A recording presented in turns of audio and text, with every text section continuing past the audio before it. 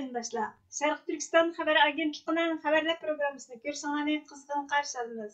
Tashqi ishlar ministri Salih Xudoyer apandi Amerika Davlat Majlisiga sunilgan ochiq xatning ahamiyatini angladi. Xitoyga istixborot yo'llagan 6 kishi bir vaqtda Istanbulda qo'lga olinib, jazoga uchragan. Alma shirkatining paychiklari kishilik huquq siyosatiga amal qilmaganligini tekshirishni talab qilgan taklifni rad qilgan. Tuanda tafsiliy mazmunlarni diktorlarga sunamiz. Sharq Turkiston surgunda hukumatining bexatarlik tashqi ishlar ministri Salih Xudoyer apandi 29 fevral kuni Global Lane televiziyasining ziyoratini qabul qilib, Amerika Davlat Majlisiga sunilgan ochiq xatning ahamiyatini anglatdi. Tuanda suhbatning tafsiliy mazmunini diktorlarga sunamiz.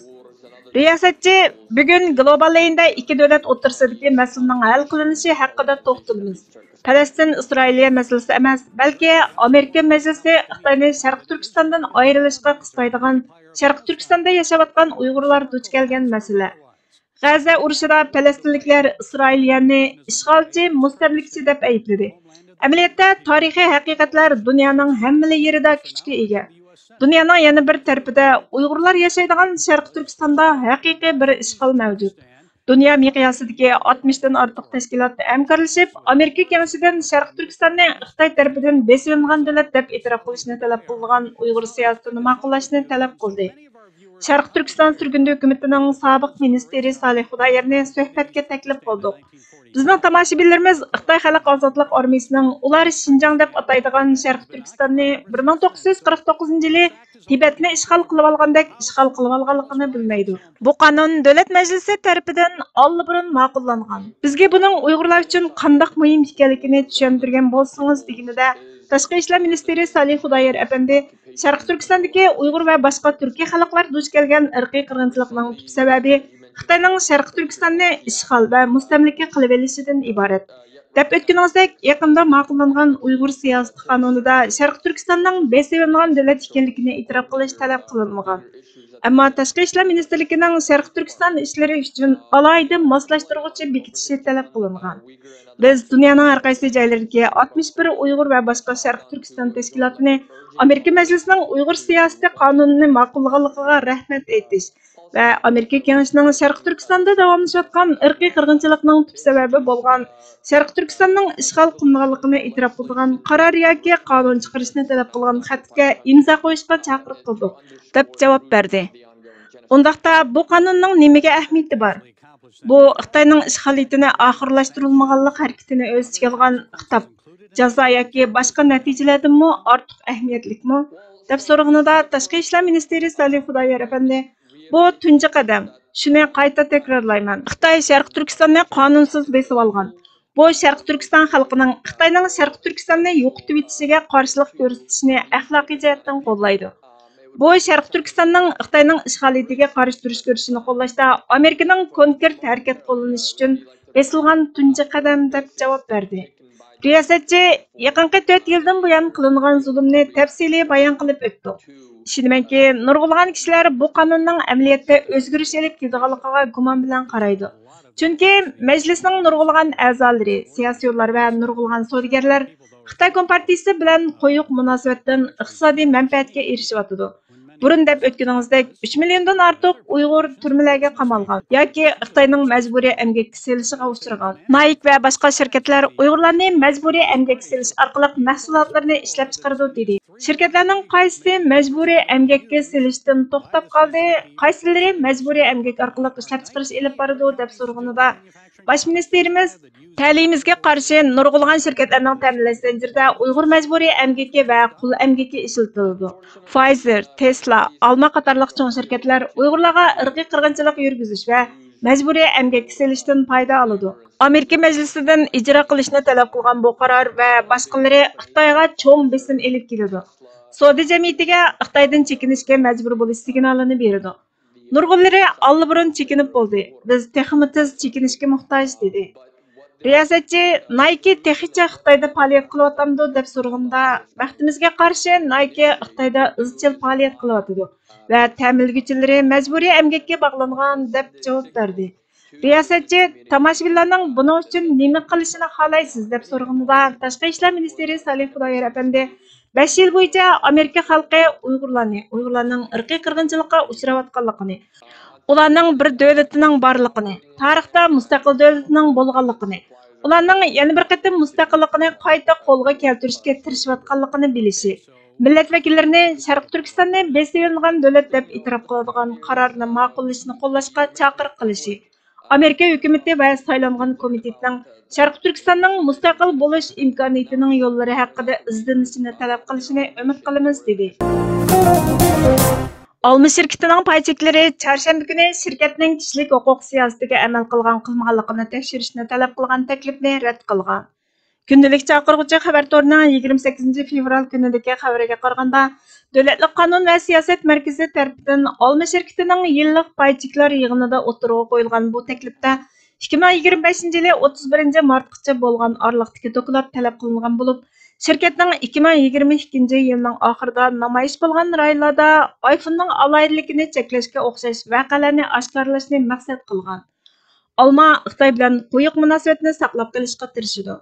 Alma şirketi yana 2017 yılı New York vaqti gazeti detalini o'zining app do'konidan chiqarib tashlab, 2019 yılı Xitoy va Hong Kongdagi demokratiya va fikr erkinligi namoyishida ba'zi applarni, olqishga erishgan Injil va Qur'on o'qish detallarini Xitoy app do'konidan o'chirib o'tgan. Paychiqlar yig'inida jami 5 taklif o'tirg'a qo'yilgan bo'lib, hammasi rad qilingan. O'xshashla Xitoy Kompartiyasi va mulk direktoriga o'xshash so'z erkinligiga dushman guruhlarni qo'llaydiganligini tekshirishni talab qiladigan boshqa bir taklifmi rad qilingan. Alma bu taklifga qarata bergan bayonotida bizning murakkab ahvollarga tutgan pozitsiyamiz va oralashishga qarata bergan va'damiz aniq. Bizning yerli qonunlarga rioya qilishimiz talab qilinadi. Ba'zan hukumatlar va paydoshlar bilan eng uyg'un yo'l va natija haqida kelisholmaydigan murakkab masalalar mavjud. Bu ahvolda biz abonentlarimizning manfaatiga foydali bo'lgan eng yaxshi yo'lni izlaymiz degan. Taklifda shirkatning urush rayonlari va zolim hokimiyatga harakatlarining nazariyaga mos kelmagan nurg'un misollari gavdalantirilgan. Sharq Turkiston surgunda hukumatining tashqi ishlar ministri Salih Xudoyor apandi ijtimoiy axborot shubhasi X'da buningga inkas qaytirib, Alma tekshirish taklifini rad qilib, kishilik huquqqa hurmat qilayotganda qilsimi, Alma shirkatining paychiklari davomli foyda olsa, Xitoyning Uyg'ur irqiy qirg'inchiligi va Uyg'ur qul amgakini qo'llaydiganligi aniq dedi. 20 fevral İstanbul Baş Teftiş Mahkemesi terrorlik va tashkillik jinoyatchilarni tekshirish idorasida ijro qilgan harakatda Türkiye istihbarat tashkiloti ta'minlagan ma'lumotlarga asosan Turkiyada yashayotgan Sharq Turkistonliklar haqida uchur yig'ib, Xitoy istihbarat xodimlariga yo'llagan 6 kishi bir vaqtda Istanbulda qo'lga olingan edi. Oda televiziyasi xabar torining 28 fevral kunidagi xabariga qaraganda, josuslarning kimligi va harakatlari dastlabki qadamda oshkorlangan. Terrorlik va tashkillik jinoyatlarni tekshirish idorasi taftishining jazo sudidan mazkur jinoyat gumondorlarini qo'lga olishni talab qilgan iltimosida Sodiq Mamad Aziz ismli jinoyat gumondorining Xitoyning josuslik organi bo'lgan Davlat bexatarlik ministrligining amaldori va Qo'g'liq nayisining muavin hokimi Li Famillik Xitoy bilan telefonda va yuz turani ko'rishganligi aniqlangan. Sodiq Mamad Aziz 2000-yillarning boshidan boshlab Xitoy jamoat xavfsizlik ministrligining sobiq xodimi Mutvilla va Xitoy davlat bexatarlik ministrligining xodimi Olimjon qatorliq josuslar bilan telefon orqali yoki yuz turani ko'rishib turgan.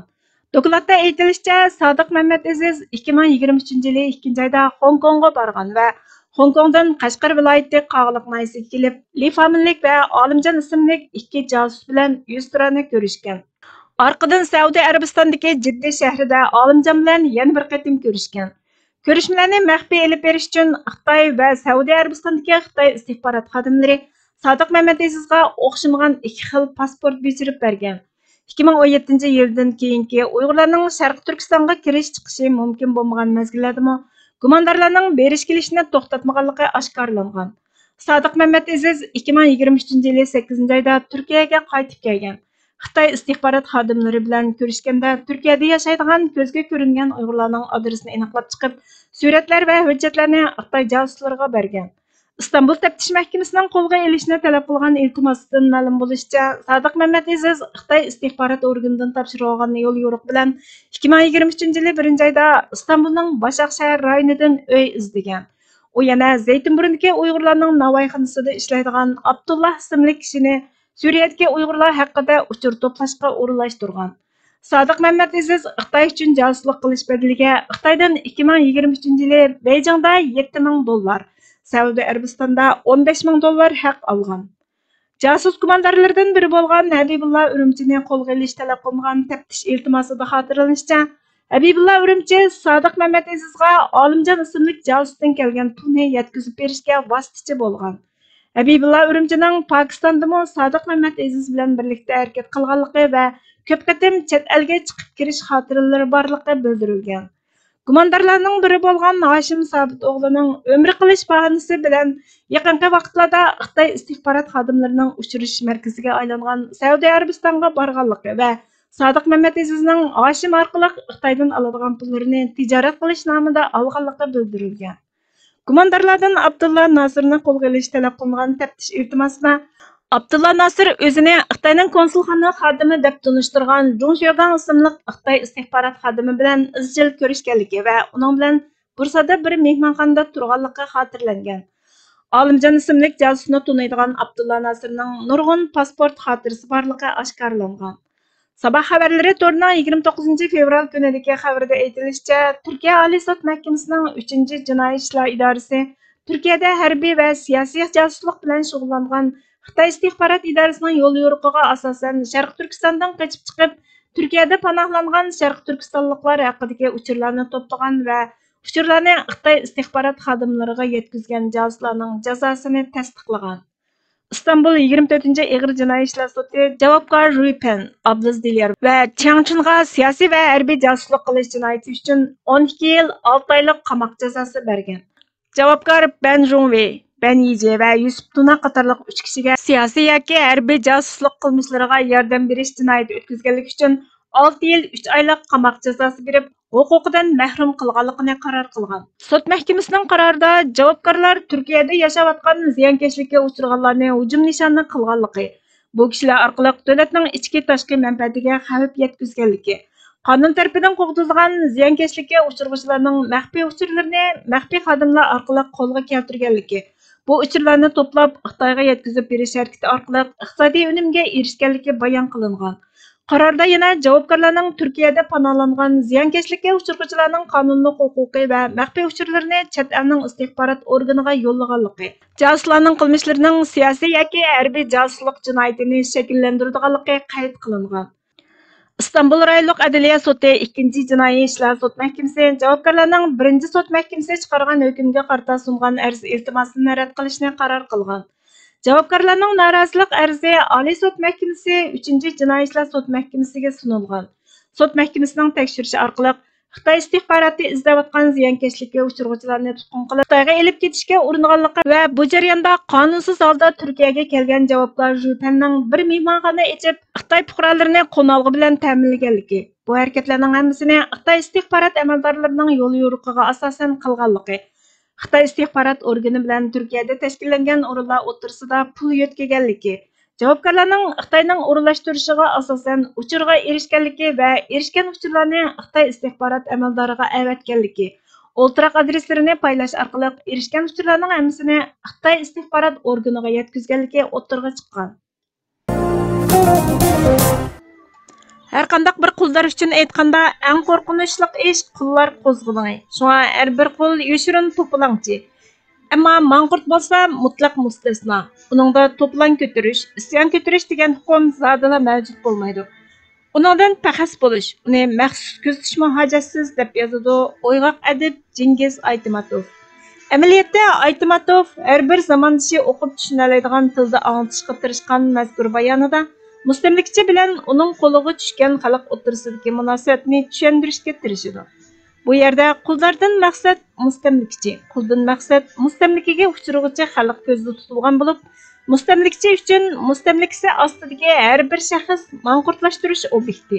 Dushman tutilish uchun uning isyon ko'tarishi yoki ko'tarmasligi orasida osiy qul yoki itoatkor qul bo'lishi orasida Mümin fuqaro bo'lish yoki bo'lgunchi unsur bo'lishi orasida mustamlikachi uchun farq yo'q. Uning mustamlikasi ostida bo'lishining o'zila dushman tutilishga, tahdid deb bilinishga yetarlik. Tahdidni bartaraf qilishning yo'li bo'lsa, mutlaq itoatkorlikdan xotirjam bo'lish. Buning yo'li bo'lsa, faqat va faqat dushmanni manqurtlashtirish, uningdagi insonlik xususiyatlarini vujudidan sug'urib tashlashdir. Burhan Muhammadning Asoratda inson va insonlik buhroni nomli maqolasidan elindi. Bugungi xabarlarimiz bu yerda oxirlashdi. Bizga vaqt ayirganingiz uchun ko'p rahmat. Kelar qatimki programmamizda ko'rishguncha Allohga omonat bo'lgaysizlar.